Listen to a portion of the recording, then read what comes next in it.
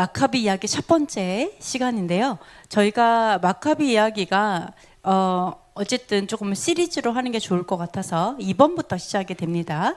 그리고 여호와께서 나타나신 승리의 역사라는 제목으로 하겠습니다. 그래서 오늘은 마카비 이야기 중에서 하나님께서 나타나셔갖고 전쟁에서 승리하게 하시고 이제 하여튼 승리의 역사, 어떻게 하나님이 성전을 지켜주셨고 어떻게 사람들이 그 어려움을 이겨냈고 뭐 이런 것들을 할 거예요.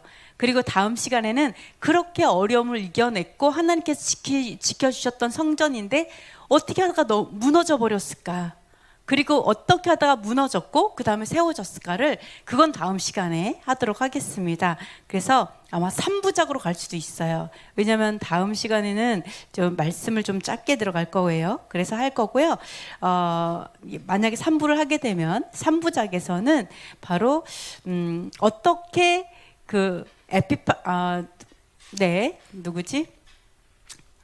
우리 적그리스도의 표상 안티오코스가 어떠한 보상을 받았을까, 나중에 뭐 이런 것들 해서 이렇게 마무리가 될 것 같습니다. 어쨌든 그렇습니다. 그래서 마카비 이야기 첫 번째, 여호와께서 나타나신 승리의 역사입니다. 자, 수전절에 예수와께 이 무리들이 몰려왔잖아요. 그래갖고 예수와께 뭐를 물어봤죠? 다 아시죠? 뭐를 물어봤어요? 다 수전절에? 바로 이 시간쯤에 유대인들이 막 와가지고 예수와께 뭐라고 했냐면 이렇게 하죠. 언제까지 정말 우리를 헷갈리게 할 거예요? 라고 하면서 그리스도시라면 메시아라는 거죠. 똑같은 말이죠. 메시아라면 분명하게 좀 말씀해, 내가 메시아야, 이렇게 아주 쉽게 내가 메시아야, 뭐 이렇게 좀 쉽게 말해주세요 라고 얘기하는 거예요. 내가 메시아야, 뭐 이런, 그렇게 얘기를 하십니다. 네, 그래서 사실은요, 이렇게 말한 이유가 왜 그러냐면 이 하누카는 주제가 Who is the Messiah예요. Who is the Messiah? 누가 메시아인가? 이게 주제예요, 하누카. 그래서 이따가 보시면 하누카는 딱 대표적으로 두 인물이 나와요. 한 사람은 적그리스도의 표상, 한 사람은 진짜 메시아의 표상. 이렇게 두 사람이 나와요. 두 모델이 나와요. 그걸 보셔야 되는데 이 역사를 알아요. 자, 하누카는요, 예수아가 오시기 전 150년 전 일이에요. 한 150년 전 정도, 얼마 안 됐죠? 네, 그게 역사가 있었기 때문에 또다시 하누카가 딱 왔을 때, 왜요? 자, 이 하누카의 역사가 있는 이유는 이스라엘이 애굽의 통치를 받고 헬라의 통치를 받고, 그죠? 이러한 이제 메대와 바사의 통치를 받고 이렇게 외세의 통치를 받기 때문에 누구를 기다렸냐면 우리를 구원해줄 메시아를 기다린 거예요. 우리가 다른 나라의 압제를 당하고 있는데 우리 나라를 구원할 메시아, 왕으로 오실 메시아를 기다린 거죠. 이스라엘을 구원할 왕으로 오시는 메시아. 그죠? 그렇기 때문에 하누카 때 사실은 그래서 이게 메시아에 대한 이야기가 되는 거예요. 왜? 모두가 다 우리 나라를 구원할 자를, 우리가 생각할 때 구원의 이미지는 뭐예요? 죽어서 천국 가는 거, 요거 생각하죠.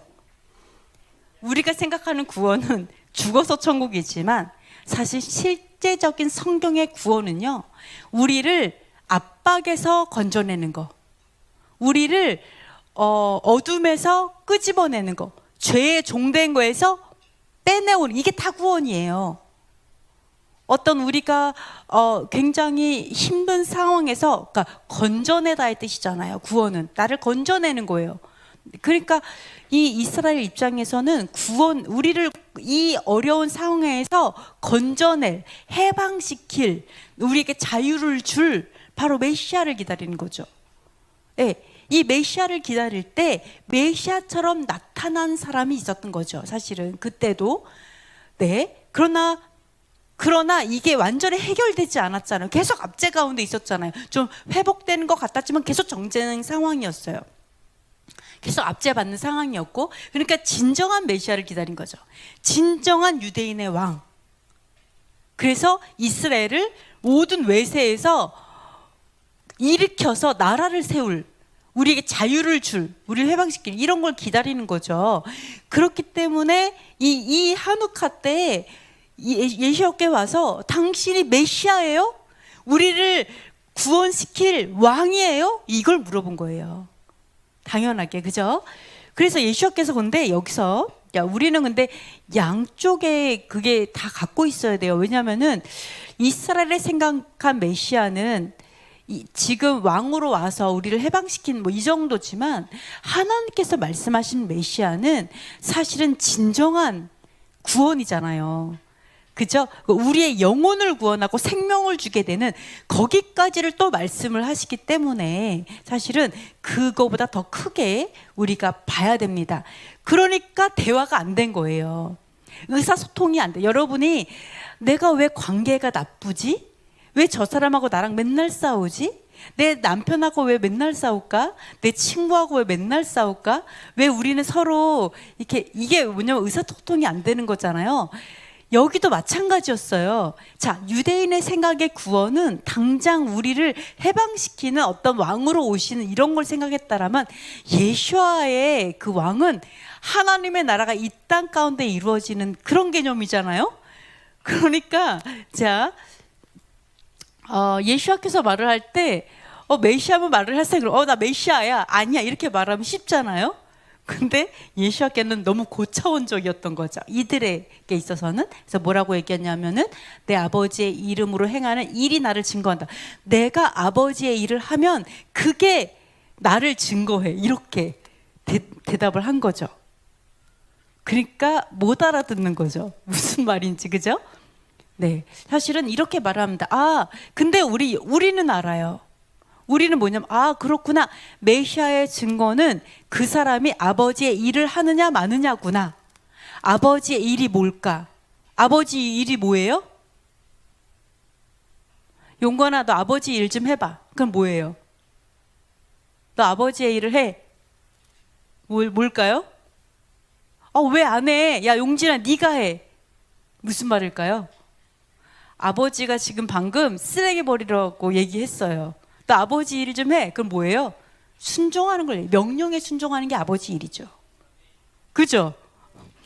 내가 구상을 해서 아버지 일이 뭘까? 이래가지고 하는 게 아니라, 사실 되게 단순해요. 아버지의 일을 행하는 게 증거. 이 말 뭐냐면, 아버지의 명령에 순종하냐, 마냐예요. 그게 아버지가 시키신 일을 하는 거예요. 너무 단순하죠? 그러니까, 이때 이분들은 너무 이해가 안 됐지만, 우리가 이렇게 생각할 수 있어요. 그렇구나. 메시아의 증거는 하나님의 명령들을 순종하느냐 마느냐가 메시아의 증거구나. 그렇다면 우리가 알 수 있는 게 뭐냐? 마지막 때 메시아가 두 가지가 오죠. 두 종류의 메시아가 오죠. 하나는 가짜 메시아, 하나는 진짜 메시아. 적그리스도와 메시아가 옵니다. 그럼 예수께서 이 얘기를 했다는 얘기는 뭐예요? 메시아를 우리가 분별할 수 있는 방법은 하나님의 명령들을 순종하냐 안 하냐잖아요. 그러면은 적그리스도는 하나님의 계명을 순종하지 않겠구나. 적그리스도는 계명을 순종하지 않고 메시아는 계명을 순종하고 그대로 가르치는 분이구나. 두 개로 나눠져요. 자, 우리가 오해하는 것 중에 하나가 뭐가 있냐면, 근데 그 당시에 바리새인과 사두개인도 너무 율법을 심하게 지킨 애들 아니에요? 이렇게 얘기해요. 근데 성경에 뭐라고 얘기해요? 사두개인과 바리새인들에게 사람의 전통으로 하나님의 계명을 폐하는도다. 외식하는 자다. 손가락 하나도 까딱 안 한다. 이렇게 얘기하죠. 아빠가 야, 너 쓰레기 버려. 그랬더니 손가락 한 개도 까딱 안 해. 야, 네가 해. 이러고. 동생은 또 뭐라 해요? 고양이한테 야, 네가 해. 고양이는 못 들어. 이렇게 가는 거죠. 아무도 순종하지 않아. 손가락, 그게 사두개인가 바리새인 같은 거죠. 그죠? 이런 거를 얘기하고 있는 거죠. 이게 오해하는 거예요. 근데 예수께서 증거로 그렇게 말씀하셨어요. 그러면 지금 마지막 때가 되면 될수록 어떻게 나누어질 수 있어요? 계명을 지키는 무리. 우리 계시록에 나오죠? 용과 싸우는 그 남은 자손이 누구예요? 하나님의 계명을 지키고 예수와에 대한 믿음을 가진 자, 믿음을 지키는 자였죠. 이거를 딱 봐도 마지막 때는 남은 자손, 계명을 지키는 자들과 아닌 자들로 나누어진다, 이렇게 볼 수가 있어요. 이것을 증거로. 그러면 자 볼게요. 안티오코스는 왜 적그리스도의 표상인가를 볼게요. 안티오코스가 이제 어떻게 보면은 우리가 한우카 이 수전절의 역사 마카비서에 나오는 가장 안티적인 인물이에요. 이름도 안티로 시작하잖아요. 적그리스도께, 그죠? 네, 안티오코스 이렇게 가는데요. 왜 이 사람을 가지고 우리가 적그리스도와 비슷하다, 표상이다, 적그리스도의 표상이다 말하냐면, 이 사람은 첫 번째, 자, 거짓 평화 조약을 맺었어요. 거짓으로 이렇게 우리 이렇게 자랐게 해놓고 나중에 다 깨요. 이게 특징인 것 같아요. 이 나쁜 놈들은 조약을 맺을 필요가 없어요. 어차피 안 지켜요, 얘네들은. 그래서 거짓 평화 조약을 맺었고, 두 번째, 성전에 가증한 우상을 세웠어요. 자기의 우상, 제우스를 자기 얼굴로 해서 세웠죠. 뭐 이런 거. 또 성전 제사를 폐하고 돼지 피로 제사를 드려서 더럽혔죠. 그리고 율법서를 가지고 있거나 지키는 자를 사형시켰어요. 할례를 행하는 자와 아기와 엄마를 모두 죽였어요. 엄마 목에 아기를 매달아서 죽였죠. 그 다음에 샤밧을 지키는 자를 다 죽였어요. 샤밧은 안식일이죠. 네, 그래서 샤밧을 지킨 자 죽였고, 부정한 음식을 먹지 않으면 죽였어요. 네, 그 다음에 계명에 따른 관습을 폐하고 이방인의 관습을 지키게 했고요. 우상이 세워지고 3년 만에 성전을 이 사람이 정화시켰다는 게 아니고요. 이제 마카비가 정화시켰죠. 네, 이런 역사들이 있습니다. 이것들을 봤을 때 너무 이야기하고 있는 것들과 유사하다라는 거죠. 그래가지고 안티오코스가 이 적그리스도의 표상이 되고, 사람들이 그래서 이미 요한계시록은 이루어졌다, 성취됐다, 이렇게 말하는 사람도 있어요. 이것 때문에 너무 비슷하니까. 이미 성취됐어, 이미 우상이 세워졌었고, 이미 이러한 게 있었어. 근데 보시면 안티오코스가 뭐를 그렇게 극렬하게 반대했어요? 뭐를 그렇게 막 죽이고자 하고 없애고자 했냐, 이렇게 보시면은요. 자, 보시면 다 뭐예요? 성전, 자, 율법, 할례, 샤밧, 부정한 음식, 계명, 다 율법과 전쟁했어요. 안티오코스. 너무 신기하지 않아요? 너무 신기하다는 거예요. 자, 무슬림도 심지어 자기가 보는 자기가 보는 책에 예수님이 있잖아요. 근데 뭐예요? 토라가 하나도 없는 예수님이죠. 당연하게 예수가 있잖아요. 그러니까 어떻게 보면 예수가 문제가 아니고요, 토라가 문제인 거예요. 자, 여러분 생각해 볼 때 우리가 예수님이 뭐라 했어요? 거짓 예수라는 성경이 나오죠? 예수가 있어, 많은 예수가 있어요. 그러나 거짓 예수가 있다라는 거예요. 근데 여기서 보면 안티오코스가 주로 싸웠던 것은 하나님의 명령들과 싸웠구나 알 수 있어요.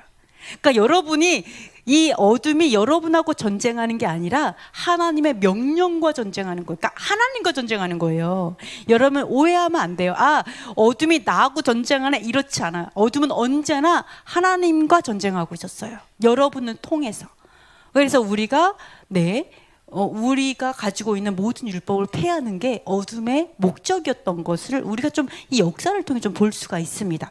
그리고 다니엘서를 보면요, 다니엘서에서 뭐라고 했냐면 이렇게 얘기했죠.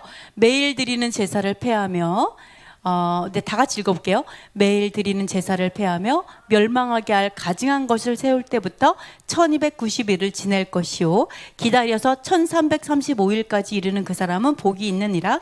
너는 가서 마지막을 기다리라. 이는 내가 평안히 쉬다가 끝날에는 내 몫을 누릴 것임이라. 이 천국 복음이 모든 민족에게 증언되기 위하여 온 세상에 전파되리니 그제야 끝이 오리라. 그러므로 너희가 선지자 다니엘이 말한 바 멸망에 가증한 것이 거룩한 곳에 선 것을 보거든. 아멘. 자, 보시면 아까 다니엘이 예언한 게 이미 다 이루어졌어 라고 얘기하는 사람도 있어요. 그러나 다니엘이 예언한 거는 뭐냐면 이렇게 제사를 폐하고 멸망하게 할 가증한 것이 세울 때부터 딱 세워지잖아요. 그때부터 1290일, 작 3년 반이에요. 거의 3년 반. 3년 반을 지낼 것이다. 아까 3년 만에 다시 재봉헌됐죠. 이 기간이 달라요. 그리고 또 뭐라고 했냐면 1335일까지 이르는 사람 복이 있어요. 그러면서 마지막 기다려라, 평안히 쉬다가 끝날 내복. 여기서 보면 알 수 있는 게 뭐냐면 바로 1335일이 지나잖아요. 그러면은 예수와의 통치, 이 마지막 때라는 거죠. 그래서 죽은 자도 부활해서 예수와 함께 한다라는 거예요. 다니엘이 예언한 거는. 지금처럼 며칠을 이렇게 해갖고 아직도 그때도 계속 전쟁 중에서 회복되지 않았죠. 사실은 성전만 좀 회복됐지만 나라가 회복되진 않았었어요. 이때 마카비 때. 그리고 계속 간 거예요. 70년 정도에는 성전이 무너지게 되는 거죠. 이렇게 갔어요. 그러나 다니엘의 예언은 그렇지 않아요. 그러면서 마카비에서 얘기하는 마태가 예수아가 또 뭐라고 해요? 예수아께서 온 세상에 전파하리니 그제야 끝이 오리라. 그 끝이 뭐예요? 다니엘이 말한 거라고 얘기하잖아요. 예수아께서 말한 끝은 아직 안 온 끝이었어. 다니엘의 끝은요 아직 안 온 끝이었어요. 그러니까 이미 이루어졌어라는 게 말이 안 된다라는 거죠. 예수아께서 말한 거, 너 다니엘이 말한 거 기억해. 물론 비슷하게 유사하게 역사적으로 진짜 요한계시록처럼 일어났었어요. 그걸 통해 우리 대비할 수 있죠. 그러나 그게 아니라 진짜 올 거라는 거예요. 진짜 정말로 올 건데, 자 다니엘이 말한 것을 기억하라라고 얘기해요. 그래서 이 한욱하는 바로 요한계시록의 예표예요. 이러한 일이 너무 유사하게 일어났었어요. 그러나 다니엘이 말한 게 이루어진 게 아니라 그걸 기억해 앞으로 올 거야 라고 예수께서 말했기 때문에 한욱화의 역사가 이게 진짜 실질적으로 전무후무한 환란이 오게 된다, 이렇게 보시면 되겠습니다. 자, 그러면 이제 시작할게요. 마카비 이야기. 23번까지 정도밖에 있는데요. 아주 빠르게 진행될 때니까 걱정하지 마시고요. 자, 한번 보는데요. 마카비의 표상, 마카비 이야기 첫 번째입니다. 한번 들어보세요. 오늘은 어떻게 하나님께서 이 이스라엘 예루살렘을 지키시고 성전을 지키셨는지 이런 걸 보고요. 다음 시간에는 그랬던 이스라엘과 성전이 왜 무너졌을까, 이런 것들을 다음 시간에 볼 거예요. 자, 보겠습니다. 첫 번째, 자, 오니아스라고 하는 경건한 대제사장이 있었어요. 과거 한 150년 전의 역사라고 했죠. 그때 대제사장이 있었는데 오니아스였어요. 근데 이 오니아스는요 정말 경건하고 악을 미워한 덕분에 이 예루살렘 도성에서는요 완전한 평화, 샬롬이 있었어요. 이 대제사장이 정말로 악을 미워하고 그랬기 때문에 평화를 누리고 모든 백성이 율법을, 토라를 철저하게 지키며 살고 있었어요. 네, 이렇게 살고 있었고, 심지어 어느 정도였냐면 임금들, 그러니까 왕들을 얘기하죠. 그 시대의 왕들이 그 성소를 존중하고 아주 최고의 선물을 보내는 거예요. 나라에서. 이 예루살렘 성전으로 선물을 보내가지고요, 영화롭게 했어요. 그리고 이 아시아 왕 셀로코스는요, 심지어 희생 제물에 바치는 예식에 드는 모든 비용을 자기가 다 냈어요. 거기에 희생 제사 이렇게 드리잖아. 예를 들어서 거기에 내가 다 돈을 낼게, 지불할게. 이것도 아시아에 있는 왕이 예루살렘 성전의 비용을 다 댄다라는 거. 그 정도로 경외함이 있었고 영광을 받아요. 성전이 정말 영광을 받았어요. 그런데 그때 당시에 성전의 관리 책임자 시몬이 있었는데, 이 시몬이 대제사장하고 이 행정에 있어서 운영에 대해서 이제 굉장히 이게 그 의견에 대립이 있었어요. 그래서 이 사람이 아무리 얘기를 해도 대제사장의 그 의견을 꺾을 수가 없는 거예요. 마음을 바꾸지 않는 거예요. 그러니까 뭔가 좀 안 좋은 그 의견을 냈었겠죠. 그러니까 오니아스가 아무리 해도 오니아스를 꺾을 수가 없으니까 대제사장의 의견을 꺾을 수가 없고 대립을 하니까 시몬이 어떻게 했냐면 그 페니키아 총독으로 대적으로 있는 아폴로니우스에게 딱 가가지고 뭐라고 얘기했냐면, 왕이시여, 예루살렘 금고에 돈이 엄청나게 많아요. 돈이 엄청나게 많고요. 그 돈의 액수를 헤아릴 수가 없이 많아요. 너무너무. 근데요, 이 돈은요, 그 희생제물, 뭐 하나님께 제사 예배드리기 위해서 쓰는 돈이 아니에요. 그러니까 임금님께서 그거를 임금님 권한, 왕의 권한에 둘 수 있어요. 가져갈 수 있어요. 그거 다 왕께서 다 가져가도 돼요. 그 헤아릴 수 없는, 그 셀 수 없는 그 수많은 돈이 그냥 있어요. 그 왕이 가져가도 돼요. 왜? 나라가, 이 이스라엘이 나라가 있는 게 아니라 외세의 그 치하에 있었던 거잖아요. 그러니까 왕에게 와서 그거 다 가져가라고. 왜? 제사 비용이 아니니까. 성전에 그런 게 아니, 가져가도 돼요. 이렇게 고자질을 합니다. 그런 식으로 일러요. 그래가지고, 자, 이 아폴로니우스가, 왕이 아폴로니우스가 아니구나. 그 이제 책임자에게 얘기를 해요. 그러니까 아폴로니우스가 왕에게 딱 가서 들은 대로 다 얘기를 해요. 이러해서 이렇대요 라고 해요. 정말 너무너무 많대요 라고 얘기를 해요. 그러니까 그 왕이 어떻게 하냐면, 헬리오도로스, 이게 이름이 너무 어려워가지고 저도 맨날 헷갈리는데, 헬리오도로스를 딱 뽑아요. 그래서 어떻게 하냐면 파견해요. 야, 가갖고 금고에 돈 그거 다 갖고 와. 그 헤아릴 수 없는 돈 다 갖고 와. 다 뺏어와. 이렇게 합니다. 그래가지고 이 사람이 곧장 여행을 시작하죠. 곧장 이 수많은 돈이 있다고 하니까 곧장 예루살렘에 와가지고 딱 얘기를 해요. 뭐라고 하냐면, 야, 그게 진짜 사실이야? 정말 예루살렘 성전에 그렇게 셀 수 없이 돈이 많아? 셀 수 없이 그 금은 보화가 많아? 이렇게 얘기를 해요. 그러니까 대제사장이 뭐라고 하냐면, 아니, 그 있는 금고의 돈 일부는요, 고아와 과부를 위해서 쌓아있는 돈이에요. 그리고 또 일부는요, 그 토비아의 아들 그 사람의 기금이에요. 그리고 시몬이 거짓으로 보고한 거 거짓말이에요. 사실 다 해봐야 은 400, 금 200 얼마 안 돼요. 돈 얼마 되지 않아요. 시몬이 거짓말로 얘기한 거예요. 이렇게 얘기를 해요. 이거는 그냥 그래요. 그랬더니 그 다음에 뭐라고 얘기하냐면, 성소의 거룩함과 온 세상이 존중하는 성전의 위엄과 불가침성, 즉 성전을 누구도 건드릴 수 없다라고 하는 불가침성을 믿는 모든 사람에게 이런 일은 결코 있을 수 없는 일이다. 성전의 돈을 가져가고 성전의 것을 건드린다라고 하는 거는 여호와의 성전이니까 불가침성이죠. 누구도 건드릴 수 없다라는 그거를 깨는 거기 때문에 이거는 있을 수 없는 일이다라고 얘기를 해요. 근데 헬레오도로스가 그 말을 들어요, 안 들어요? 안 들어요. 자, 뭐라고 하냐면, 내가 왕의 명령을 받고 왔으니까 무조건 그 돈은 내가 가지고 가야 돼. 이렇게 얘기해요. 무조건 그 돈은 갖고 가야 돼. 자, 그래서 돈을 가지러 온 겁니다. 자, 그래서 그래갖고 헬레오도로스가 이제 또 왔죠. 야, 이제 돈 가지러 온 거예요. 우리 다 뺏어간다. 이래서 또 가지러 왔어요. 그러니까 이 예루살렘 성전에 난리가 났습니다. 그래서 대제사장이 제사장들이 제사장 옷을 입고 제단 앞에 엎드려서 하늘을 향해서 기도를 합니다. 뭐라고 하냐면, 기금에 관한 법, 그러니까 하나님이 어떤 11주에 관련된 법을 주셨잖아요. 그 법을 내리신 분께 돈을 안전하게 지켜달라고 간청하고 기도하기 시작했어요. 그리고 대제사장이 얼마나 그 걱정과 근심이 있었냐면, 공포에 사로잡혀갖고 몸을 부들부들 떨면서 완전히 사색이 돼갖고 대제사장이 너무 고통스러워하고 괴로워하고 있었어요.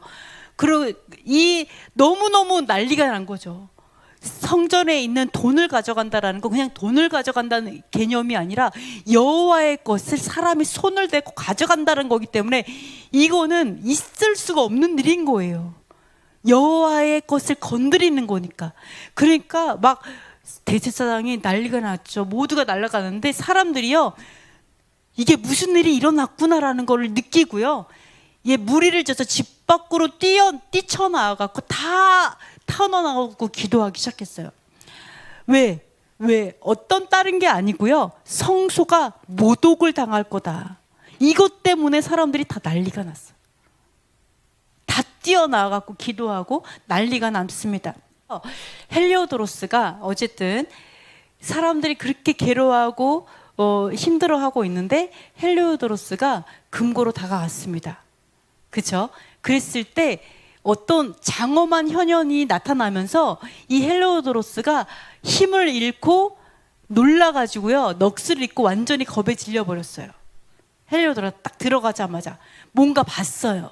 근데 뭐였냐면 휘황찬란하게 무장한 말이 무시무시한 기사, 그러니까 무섭게 생긴 기사를 태우고 휘황찬란한 말이 나타나가지고 헬리오도로스를 통해서 맹렬하게 달려가고 앞발로 크게 가격을 한 거죠. 그러니까 가격당한 거예요. 이렇게 엄청나게 무서운 게 와가지고 말이 헬리오도를 가격을 했어요. 그리고 그 기사는요, 황금 갑옷을 입고 있는 그런 기사였어요. 그리고 나서 또 다른 두 젊은이 청년이 딱 나타나는데 그 청년은요 아주 건장하고 미남이었어요. 그리고 눈부신 옷을 입고 있었는데 이 헬리오도로스 양쪽에 한 사람씩 서가지고 채찍으로 쉴 새 없이 때리는 거예요. 이제 딱 가자마자 갑자기 이제 두 청년이 와서 계속 채찍질을 하는 거죠. 그래갖고 이 사람이 너무나 많은 상처를 입게 됐어요. 그래서 그에게 갑자기 짙은 어둠이 덮치면서 쓰러져 버렸죠. 사람들이 그를 들것에 올려놨어요. 자, 그래서 조금 전까지만 해도 이 상황이 너무 공포스럽고 혼란스러웠잖아요. 모두가 너무너무 무섭고 놀랍고 이 성전이 모독을 당할 위기에 너무 괴로워했는데 갑자기 여호와께서 나타나신 거죠. 천사를 보내심으로 해서 하나님께서 나타나셔 주신 거죠. 그걸로 인해서 기쁨과 즐거움으로 가득 차게 되었어요. 자, 보시면은 이렇게 갑자기 막 이러고 갔던 사람이 이 사람이 완전 딱 쓰러져가고 실려서 이제 나옵니다. 친구들이 그러니까 들것에 올려놨어요. 꼼짝도 못하니까. 그래서 이 이제 헬리오도로스 친구가 오니아스한테 가서 뭐라고 하냐면 마지막 숨을 넘기며 죽어가는 거예요. 헬리오도로스 죽어가고 오셨어요. 거의 마지막 숨을 쉬고 있는 거지. 그러니까 친구들이 너무 놀라서 제발 목숨을 살려달라고 높으신 분께 간청해달라고 부탁을 해요. 그러니까 이 사람을 이렇게 죽이게 한 게 이 오니아스가 아니라 하나님인 걸 아는 거죠. 그러니까 이 하나님께 기도해달라고 간청해달라고 이렇게 기도를 합니다. 근데 이제 문제는 대제사장이 유대인들이 헬리오도로스에게 무슨 악랄한 짓을 했다고 오해할 수 있잖아요. 갑자기 오자마자 아무것도 안 했는데 지가 혼자 쓰러진 거잖아요. 우리가 봤을 때는. 근데 오해할 수 있잖아요. 가서 뭐 말했다 그러면 걔네 뭐 독 탄 거 아니야? 뭐 이럴 수도 있고 뭔가 이런 오해를 받을 수 있기 때문에 안 되겠다 그래서 이제 대제사장이 그 사람 회복을 위해서 희생 제물을 바칩니다. 근데 이제 희생 제물로 이렇게 드리면서 기도를 하겠죠. 그랬더니 또 그 두 젊은이가 똑같이 나타나가지고 똑같은 옷을 입고 헬리오도로스에게 나타나서 뭐라고 얘기하냐면 오니아스 대제사장에게 깊이 감사해라. 주님께서 그를 보아서 너를 살려줬다. 이렇게 얘기를 해요. 그러면서 이제 모든 이에게 주님의 위대한 능력을 알려라. 이렇게 딱 얘기를 합니다. 그래서 헬리오도로스가 갑자기 멀쩡하게 딱 일어나서 희생 제물을 바치고 목숨을 살려주신 그 분께 하나님께 장엄하게 서원을 합니다. 그리고 이제 다시 왕에게 돌아가요. 그래서 그 헬리오도로스가 자기가 모든 사람에게 자기가 본대로 지극히 위대하신 하나님의 일들을 증언하기 시작합니다. 그러니까 모든 이에게니까 그가 만나는 모든 사람에게 이 얘기를 다 했겠죠. 그래서 심지어 이런 얘기도 있었어요. 그 왕이 헬리오도로스한테 내가 또 한번 이게 거기 성전에 좀 사람을 좀 파송하려고 그러는데 누구를 좀 보낼까? 그러면 이 사람이 정색을 하고 뭐라 하냐면 반역자를 보내십시오 그곳에. 그래서 그 사람 때문에 한동안 아무도 못 갔어요. 그러니까 네, 그래서 그 한동안 하나님 이렇게 평안하게 지켜주심을 받게 됩니다. 그래서 이러한 일도 있었어요. 이러한 일도 있었습니다. 저는 좀 놀랍죠. 그래서 이렇게 전도자가 됐다, 간증을 하시는 전도자가 되었다, 이렇게 해서 예루살렘 성전은 불가침 성전이다, 이렇게 얘기를 했다라는 거죠. 그런데 이 그 유대 이스라엘은요, 사실은 사방에 적들이 있잖아요. 그러니까 이 뭐 헬리오도로스가 있는 그 나라에 뿐만 아니라 저 나라가의 왕들이 많다라는 거죠. 그래서 이번에 애구방입니다. 애구방. 자, 프톨레미라고 하는 이제 애굽왕이었는데요. 프톨레미가 또 이제 굉장히 세력을 확장해서 많은 나라들을 이게 정복을 했잖아요. 그러니까 이 정복한 나라들 또 방문을 하기 시작하는데, 나라들을 방문하다 보면은 자기가 정복은 했지만 그 장군들이 자기 아래에 이렇게 내려와야 되잖아요.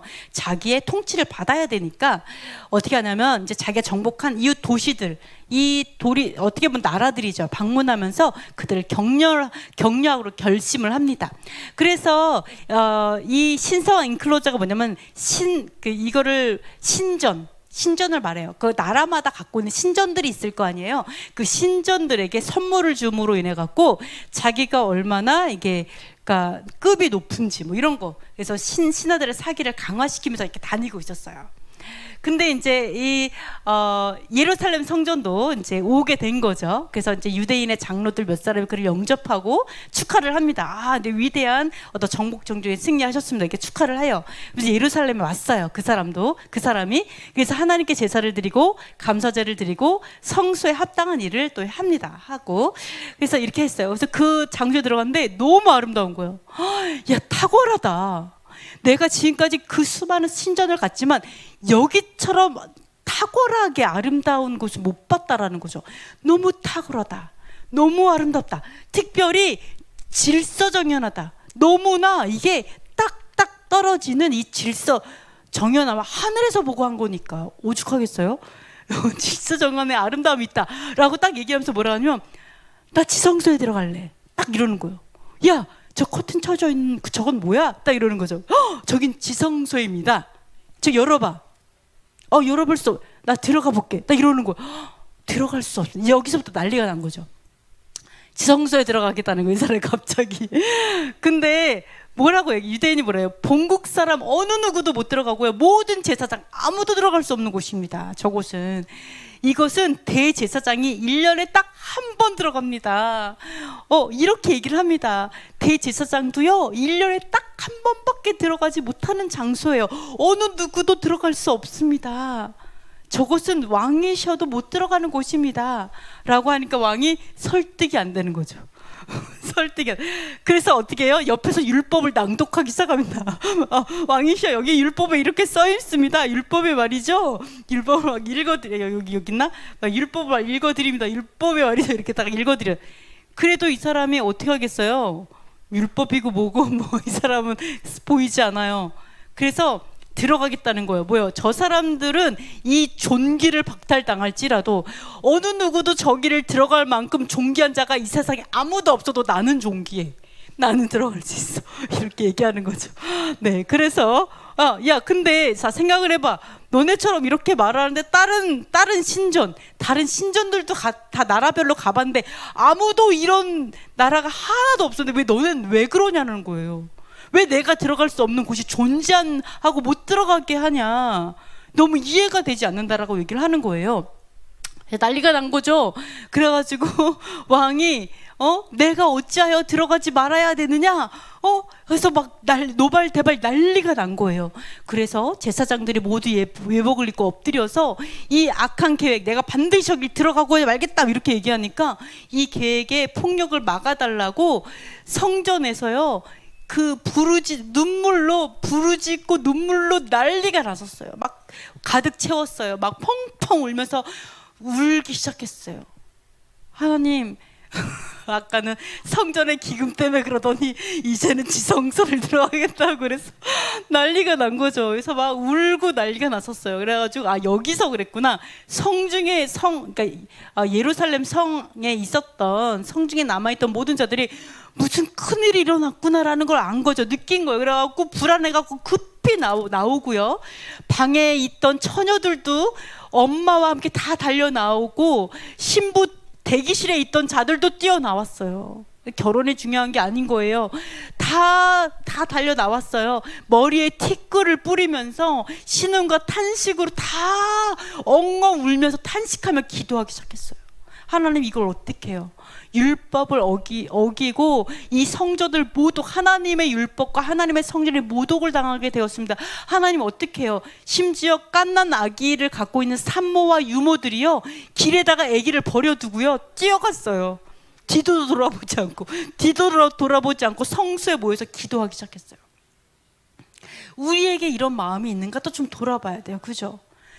야, 이런 식으로 막 너무너무 놀라서 막 울고 난리가 난 거예요. 그러면서 어떻게 했냐면 그 중에 담대한 시민이 있었어요. 담대한 시민이 뭐라고 하냐면, 야, 무기를 들고 조상의 법을 위해 용감하게 죽자! 이러는 거예요. 야, 우리 죽기까지 싸우자! 뭐 이렇게. 그러니까 노인들과 장로들이 간신히 제지를 시켜가지고 오직 기도하자. 지금은 그럴 때가 아니다. 기도하자. 이렇게 얘기를 합니다. 그러면서 그러면서 다들 기도에 힘쓰고요. 왕 옆에 있던 장로들은 왕의 계획을 돌이키고 교만한 마음을 돌이키려고 온갖 수단과 방법을 다 해갔고요. 왕의 마음을 달래기 시작했어요. 설득을 하는 거예요. 그런 게 아닙니다. 왕을 무시하는 것도 아니고 존경하지 않아서도 아니고, 그러면서 막 이제 엄청 합니다. 근데 그는 거만하여 아무 생각도 하지 않는 거죠. 아무 생각이 없어요. 네. 그래서 내 계획을 끝냈다. 반드시 저기 들어간다. 저기 들어가겠다. 이제 결심을 합니다. 이게 사실은 율법에는 지성소를 들어가면, 죄가 있는 상태에서 들어가면 죽잖아요. 그래서 방울 달고 들어가잖아요. 그러니까 이들이 이렇게 막 이제 말린 거는 왕이 죽을 수도 있다는 것도 알기 때문에 그러겠죠. 사실은, 그죠? 왕이 죽을 수 있고 또 하나님이 모독을 당하고 이런 것들 때문에 다 같이 하겠죠. 그러면서 모든 백성이요, 불법과 그를 둘러싸고 있는 맞네요. 불법과 거만한 행위를 간과하지 않는 모든 권세를 가진 여호와 하나님께 환난 중에 부르짖기 시작했어요. 불법을 간과하지 않으시는, 이거를 그냥 뭐 그럴 수도 있어 이러지 않는다라는 거죠.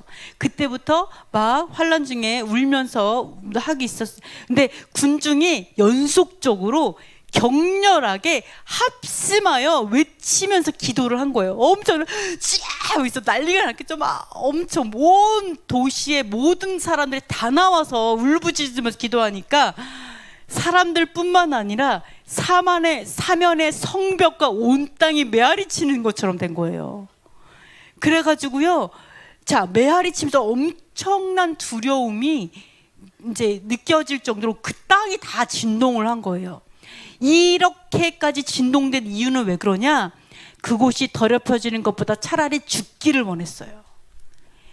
이 당시에 대부분의 유대인들이, 물론 모두는 아니겠죠, 거의 대부분이 다 율법이 더럽혀지는 것보다, 아니면 성전이 더럽혀지느니 내가 죽겠습니다, 다 그 생각을 하고 있었기 때문에 이랬다라는 거예요. 자, 그래서 난리가 났었죠. 자, 근데 프톨레미 왕은요, 그래서 결국은요, 온 땅에 메아리치고 그 난리가 나니까 프톨레미 왕도 거기에서는 빠꾸합니다. 근데 결국은 들어가지 못해요. 그래가지고 결국 다시 본국으로 돌아왔어요. 너무 감사하죠. 근데 이 프톨레미 왕이 어떻게 하냐면, 그 모든 자기가 점령한 모든 지역의 나라들의 그 장군들과 군인들에게 이제 편지를 씁니다. 편지를 쓰면서 뭐라고 하냐면 이래요. 나는 국가를 창의 힘으로 통치하지 말고 관대하고 큰 자비로 소중히 여기면서 대우해야 한다고 생각한다고 얘기를 해요. 창의 힘으로가 아니라 자비로. 그래서 여러 성전을 다니면서 그 재물을 주면서 영화롭게 했고, 예루살렘에도 올라가서 어리석음을 그치지 아니하는 악인의 성전을 영화롭게 하려고 했다, 이렇게 얘기를 합니다. 그 예루살렘 성전을 가지고 이제 이렇게 말하죠. 어리석음을 그치지 아니하는 악인의 성전, 거기조차도 내가 영화롭게 하려고 했다. 근데 유대인들은 말로만 영접하더라, 행함으로는 영접한 게 아니더라, 이렇게 얘기를 해요. 내가 지극히 귀하고 지극히 아름다운 예물로 성전에 영예를 돌리려고 했는데, 유대인은 전통적 자만심으로 가지고 나를 못 들어가게 하더라. 이렇게 얘기합니다. 근데 우리가 갖고 있는 자선 때문에, 우리가 자선을 베푸는 선한 마음이 있어서 내가 그들을 뭐 죽이거나 폭력을 행사하지 않고 그냥 왔다, 이렇게 얘기를 합니다. 자, 그러면서 뭐라고 하냐면, 자, 우리에 대한, 그들은, 유대인들은 우리에 대해서 확고한 악의를 유지함으로써 왕과 은인들을 무시하고 머리를 높이 치켜들었기 때문에, 그리고 이러한 확고한 악의를 유지하고 무시하는 사람들은 모든 국가 중에 유일한 자들이었다. 유대 민족은 유일하게 악한 자들이다, 이렇게 얘기를 합니다. 그러면서 뭐라고 하냐면 그들에게 알렉산드리아 시민권에 합당하다. 그러니까 시민권도 준 거죠. 알렉산드리아 시민권을 준 거예요. 자기의 시민권, 자기가 통치하는 시민권도 주고, 심지어 정규 종교 의식에도, 자기의 종교 의식이죠, 참여할 수 있도록 어떤 혜택, 이런 것들을 줬어요, 시민으로서의. 근데 그러면서 변화를 꾀했는데, 함께 변화되기를 꾀했는데, 그들은 타고난 악의를 가지고 불순종의 정신으로, 자기에게 불순종한다는 거죠. 불순종의 정신으로 선한 것을 멸시하였다. 끊임없이 악으로 기울어지기 때문에 귀중한 시민권을 배척할 뿐 아니라 말과 침묵으로써 자기 자신과 하여간 자기 자신과 사람들을 혐오했다. 유대인들이 혐오했다라는 거죠. 그들이 그 다음에 그들은 악명 높은 생활 방식에 따라 그들은 우리가 곧 정책을 변경할 수 있다고 은밀히 의심했다. 그러니까 자기네 생활 방식이 있죠. 어떤 생활 방식이에요? 토라의 어떤 생활 방식, 샤밧과 절겨, 이런 생활 방식 있잖아요. 이게 악명 높은 생활 방식을 따르잖아요. 그러니까 이 사람들은 그래도 정책을, 알렉산드리아 이 시민으로서 이 정책들이 있잖아요. 그 정책을 바꿔주기를 생각한 거죠, 유대인의 입장에서는. 그러면서 은밀히 의심했다라고, 변경할 수 있다고 의심한다, 이렇게 얘기하는 거예요. 그러면서 모든 면에서 악의를 품고 있음을 충분히 확신하기 때문에 만약에 돌연한 혼란이 일어났을 때 이 불경한 사람들은 배신자가 될 것이고 야만적인 적이 될 것이기 때문에 우리 뒤에 두지 않도록 예방해야 된다, 이렇게 얘기해요. 아까 지성소에 못 들어가게 한 그걸로 인하여서 아주 악의를 갖고 있고 멸시하고, 그리고 자, 이렇게 얘기를 하는 거죠. 무시한다, 이렇게. 그리고 불경한 사람들이다, 배신자다, 적이다, 불순종한다, 이렇게 간 거죠. 그래서 예방을 하겠다, 이렇게 딱 나옵니다. 그래서 이 어둠은 항상 뭐와 전쟁이에요? 하나님의 토라와 전쟁한다, 이런 걸 볼 수가 있죠. 그러면서 뭐라 하냐면, 그러므로 어떻게 명령을 하냐면, 유대인의 남녀노소, 아내와 자녀와 이 모든 남녀노소를요, 이 왕에게 보내라, 이렇게 해요. 내가 그들에게 모욕을 주고 가혹하게 대하고 쇠사슬로 결박하고 확실한 고난을 받게 하리라. 그들이 적에게 어울리는 수치스러운 죽음을 당하게 하겠다, 이렇게 얘기해요.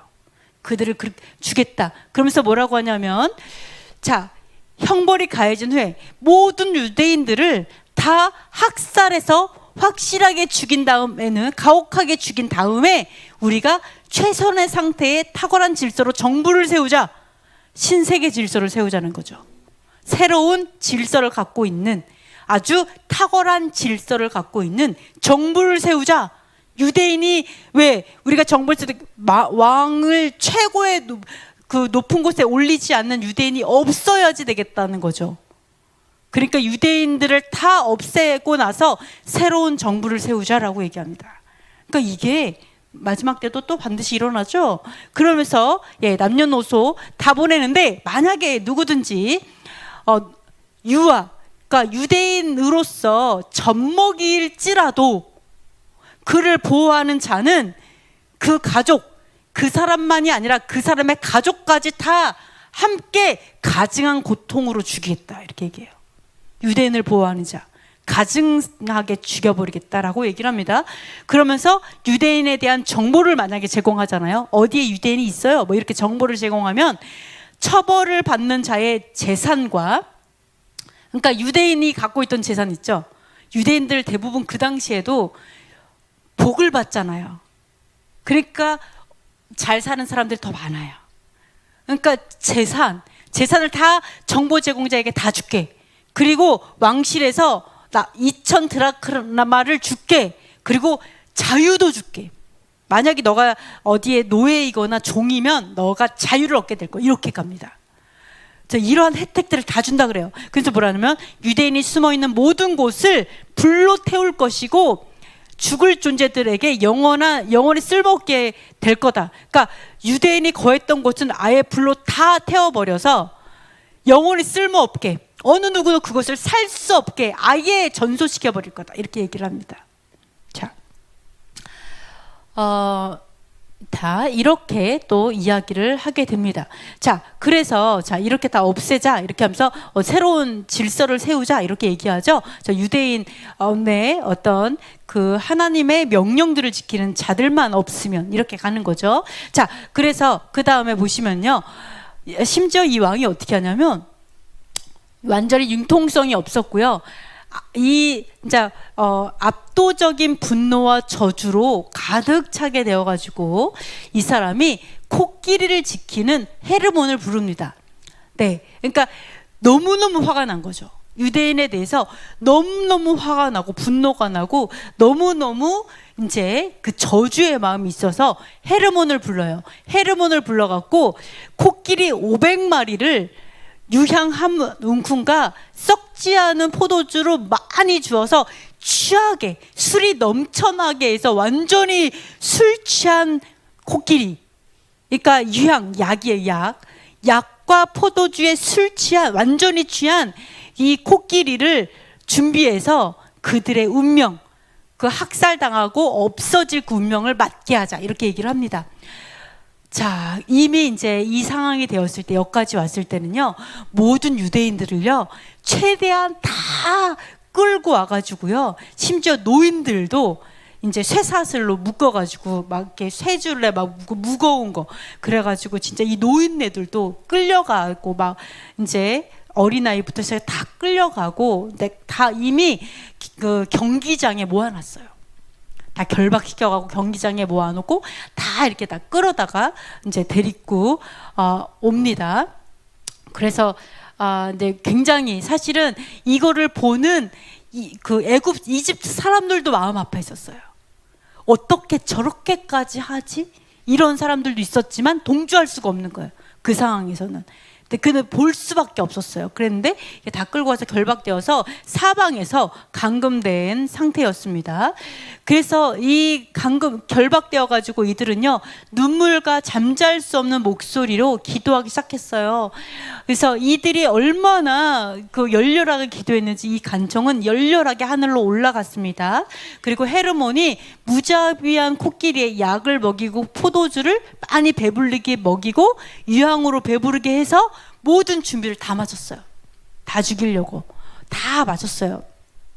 그래서 모든 것들을 다 했고요. 그리고 여기에 올 때는요, 다 끌려갈 때는 내가 갖고 있는 재산 이런 것들을 다 쓰라고 했어요. 내가 자산 얼마 모든 걸 다 쓰고, 그리고 이 재산은 넘어가는 거죠. 나를 고발하는 자에게 다 그 재산이 넘어갑니다. 네, 이렇게 해서 또는 나라에 넘어가고 이런 식으로 해서 모든 재산세도 다 하고 이렇게 끌려간 상태였어요. 그랬는데 자, 여호와께서 어떻게 했냐면 왕에게 잠을 주셨어요. 그러니까 아침에 뭐 예를 들어서 아침 7시에 다 죽이겠다 이렇게 했는데 왕이 잠을 자는데, 자, 왕에게 잠을 보내시니 이는 누구에게든지 그것을 허락하신 자가 처음부터 밤낮없이 베푼 은혜를 왕이 받은 거죠. 하나님의 은혜, 깊은 잠을 은혜를 받았어요. 유쾌하고 깊은 잠에 빠져가지고요, 아침에 못 일어났어요. 아무리 깨워도 일어나질 않아, 왕이. 너무 푹 자가지고. 자, 그래가지고 이 상황에서 이 헤르몬이 너무 간신히 깨웠어요. 왕이 안 일어나. 간신히 깨우다가 결국은 왕이 이제 일어났는데 시간이 지난 다음에 일어났죠. 그래가지고 왕에게 잔치 시간이 이미 지났습니다. 그러니까 그 일을 이미 지났습니다라고 얘기를 합니다. 자, 그리고 그 시간이 지났기 때문에 유대인들은 네, 하나님을 찬양하고 또 전능하신 손의 능력으로 이제 쉽게 또 화목하게 하시는 분, 이렇게 자기가 미움을 받지만 또 화목하게 하시는 그 분을 의지하고 그리고 하나님께 간구했어요. 찬양하면서 간구했습니다. 계속해서 기도했습니다. 그런데 이 왕은요, 잔치 이제 그래? 뭐 푹 자서 못했잖아. 어쨌든 어쩔 수 없어요. 근데 그때 잔치 중이었어요. 벗들이랑 다 술 먹고 파티하고 있는 중이었어요. 그래서 벗들하고 이제 좀 파티를 하다가 좀 시간이 지났는데 갑자기 헤롯을 불러갖고 엄청나게 위협적으로 말을 하는 거예요. 아니, 유대인들이 오늘까지 왜 살아있어? 왜 아직도 살아있는 거야? 이렇게 얘기를 하는 거예요. 막 화를 내는 거죠. 그러면서 자, 내일은 지체 없이 똑같은 방법으로 코끼리를 준비해서 무법한 유대인들, 그러니까 자기의 법에 무법한 거죠. 무법한 유대인들을 멸할 준비를 하라, 이렇게 얘기를 합니다. 네, 또다시 준비하라고 얘기를 하는 거죠. 다시 한번. 그래서 헤롯이 또다시 짐승을 완전히 무장시키고 이 코끼리들 500마리를 얼마나 많아요. 그 500마리를 싹 다 옮겼어요. 주랑으로, 이게 왕이 있는 곳으로, 그 근처로 이제 다 옮겼습니다. 다 옮겼어요. 그리고 도시의 군중들이 구경하려고, 이 비참한 광경을 원형 경기장 있죠? 그런 곳이죠. 거기에 모이려고 다 모인 거예요. 그 구경하려고 싹 다 모였습니다. 그래서 해가 뜨기를 기다리고 있었어요. 어떻게 됐을까요? 그 다음에 어떻게 됐을까요? 자, 유대인들이요, 시간이 다 되었어요. 그래서 마지막 숨을 이게 마지막 숨일 수 있는 거죠. 마지막 숨을 헐떡이면서 하늘을 향해 손을 내밀고 가장 많은 눈물을 흘리면서 정말 펑펑펑 울면서 간과 애통하는 기도를 여호와께 기도합니다. 도와달라고 기도를 해요. 그러면서 아직 해가 뜨지 않았었어요. 그래서 헤롯이 왕에게 딱 와서 이래요. 왕이시여, 이제 모든 행할 준비가 완전히 다 열심히 다 준비가 다 되었습니다. 이제 나오십시오 라고 얘기합니다. 그러니까 왕이 뭐라고 하냐면 전혀 이해가 안 되는 거예요. 도대체 뭐가 준비됐다는 거냐? 왜 나한테 나오라고 하는 거냐? 아니, 뭐가 열심히 준비됐다는 거야? 이렇게 얘기를 하는 거예요, 왕이 갑자기. 그래서 이게 왜 그러냐면 하나님께서 왕이 그 전에 궁리한 일을 완전히 잊어버리게 하셨어요. 하나도 생각이 안 나는 게, 제가 뭐를 준비하라고 했는지, 뭘 하려고 했는지조차 하나도 생각이 안 나는 거예요. 그래서 그러니까 너무 그거를 보는 헤롯하고 친구들이 다 같이 이러는 거예요. 왕이시여, 짐승과 군대가 준비되어 있다고요. 왕의 뜻을 행하세요. 왕이 그렇게 하라고 했잖아요. 이제 행하세요. 이렇게 얘기하는 거죠. 그러니까 왕이 어떻게 했냐, 이 말을 듣고 너무 화를 내는 거예요. 갑자기 화가 너무 많이 나가지고 뭐라고 하냐면 위협하는 눈길로 막 엄청나게 막 우락부락하게 째려보면서 막 죽일 것 같이 쳐다보면서 뭐라고 얘기하냐면, 야, 너는 나에게 불평할 이유가 없어. 내 조상에게 완전하고 확고한 충성을 보인 유대인 대신에 내가 너로 사나운 짐승을 위해 잔치를 베풀었을 거야 라고 하면서, 사실 너가 나에게 좀 유용하고 그런 좀 어쩐 애정이 좀 있지 않았다라면 너가 그 사람들 대신에 생명을 빼앗겼을 거야. 내가 너를 그들 대신에 죽였을 거야. 이렇게 얘기하는 거예요. 그들이 얼마나 완전하고 확고하게 충성을 보였는데 우리한테 막 이렇게 얘기하면서 그 사람들을 죽이려고 한다고? 너가 대신 죽어야 돼. 뭐 이렇게 얘기하는 거지, 헤롯한테. 그 애가 너무 놀란 거예요, 이 사람이. 그래가지고 눈이 막 흔들리고 깜짝 놀랐어요, 이 사람이. 그러니까 친구들이 하나둘씩 슬금슬금 빠져나가기 시작하는 거예요, 그곳에서.